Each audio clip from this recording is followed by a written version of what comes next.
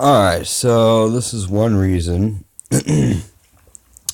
One reason I believe the Bible, and this is from everystudent.com/features/bible.html. Alright, so basically, why you can believe the Bible. It says it right here, I'll just read it for you. It is the history of the Bible that makes it unique among sacred texts. See who wrote the Bible, how its reportive style is backed by archaeology and historians. So basically, it tells you how long, how many writers there were, 1,500 years, 40 writers,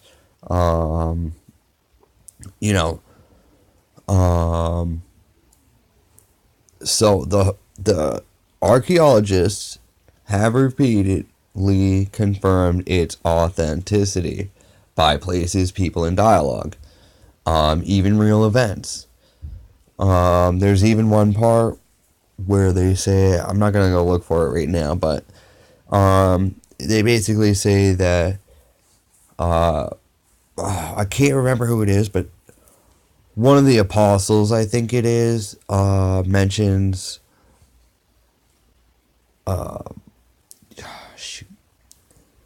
it mentions a fountain, and it has 5 walkways to it, and archaeologists couldn't find it, but then they found it years later, and it was buried under the ground by, I think it was like 40 feet, I can't remember exactly, but it was buried under the ground because, time passes, and it was in the Middle East, and sandstorms and stuff like that.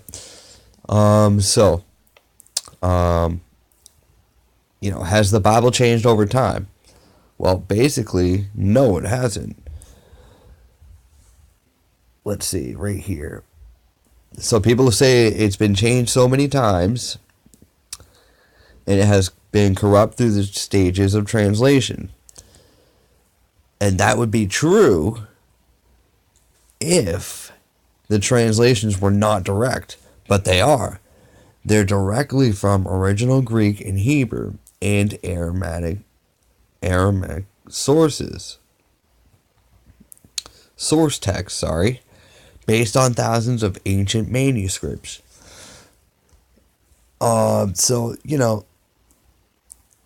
There's all kinds of facts that they say that they have found. And right here, it also says, we find agreement 99.5% of the time. And the 0.5 differences are minor spelling variances and sentence structures. That doesn't change the meaning of the sentence. Sorry, my nose is a little bit clogged, so I'm having a little bit of a hard time to speak. So basically, yeah. And with that obviously means, right here, because this is what the Bible says. Come on. Alright. Right here. So, if the Bible is the truth, then this is what it says right here in Revelation 13, chapter 13, I'll start at verse 15. And it was and it was allowed to give breath to the image of the beast, so that the image of the beast might even speak, and might cause those who would not worship the image of the beast to be slain. Also causes all, both small and great, both rich and poor, both free and slave, to be marked on the right hand or the forehead, so that no one can buy or sell unless he has the mark. That is, the name of the beast or the number of its name. So basically, that just says, right there, that's when they're talking about the New World Order. That's exactly what they're talking about right there. They're talking about the mark of the beast. They're talking about how, which many, and I believe, that it's the RFID chip. And they also have some other weird thing. I can't remember what it's called, but it looks like a cord that comes out of the back of your head and goes down to your spine.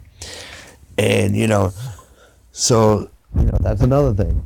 And so basically, and this chip has been around for years.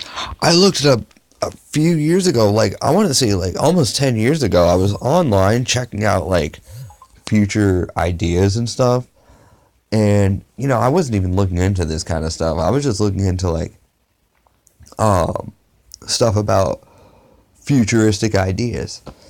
And they've already had this chip in play, only for rich people, but, and this was like 10 years ago, like, alright, basically, when you have this chip, you can't even turn off your freaking alarm clock. You can't open your door. You can't turn your car on. You can't use the refrigerator. You can't use the TV. You can't turn on the lights without the chip. And so basically what they're going to do is make it so that if you don't have the chip, you can't do anything, period. You will be in hiding, and if you're not hiding, they will literally take you, and I'm not even sure. I mean, most people say that they're going to put you in FEMA camps. And there is a lot of weird evidence about that. In a later video, I'm going to, reveal some of the stuff that I believe is truth about that. Like the Walmart's closing. In fact, I don't live too far from Manchester, New Hampshire. And in Manchester, New Hampshire, just a year ago, they closed the Walmart. And then they opened one right down the road. Like, literally, they just closed the store and then opened one right down the road. And guess what? It's not that far from a railroad. What does that tell you? And the Walmarts that have barbed wire on them, I looked it up and, checked it out. It is really weird. If you go on Google Maps, you're not really going to find anything because it's out of date. But you can relate the pictures to the Walmarts. And you can see that some of these videos that people are making about the barbed wire and stuff is actually true. And it's actually the Walmarts that they're showing. So it is really weird. Sorry. Stuffing nose again. Anyway. So, so this video is just about, I do believe the Bible is the truth. Because, it's just too weird. I don't know I don't really know where it is. In Daniel chapter 7. So I'm going to go to Daniel. Let's see, where are you? I know it's up here somewhere. Right there. Daniel chapter 7. I'm just going to go to the first verse. So, he had visions in his dream. And he saw 4 great beasts come out of the sea. Now listen to this. Now, I'm not entirely sure, but this is what I believe it means. I saw this in a video, not on YouTube. It was a video series on VHS called Understanding the End Times. And what they explain here is the first was like a lion and had eagle's wings. Then as I looked, its wings were plucked off, and it was lifted up from the ground and made to stand on 2 feet like a man, and the mind of a man was given to it. And so, basically what they said that means was, so the symbol of the United States today, most people would agree, is the eagle. Well, the symbol of Great Britain was a lion. And so, it just makes too much sense. So they were saying that the wings being plucked off was basically the Mayflower coming from Great Britain or Europe to the Americas, and lifted up from the ground and made to stand on 2 feet was the Revolutionary War, because, you know, they stood their ground. They were forced to do it. If you look at history, you know, that's how it happened. I'm not talking about school history either. What they teach you in school is a lie. They teach, some of the stuff they teach you is truth, and some of the stuff they teach you about history is truth, but they sugarcoat it. They don't tell you everything. And then the mind of a man was given to it. So what they said in the VHS, it's been a long time, but what they said was, from what I remember, is that the mind of a man was given to it. So this is actually the ESV version, which is an English Standard Version.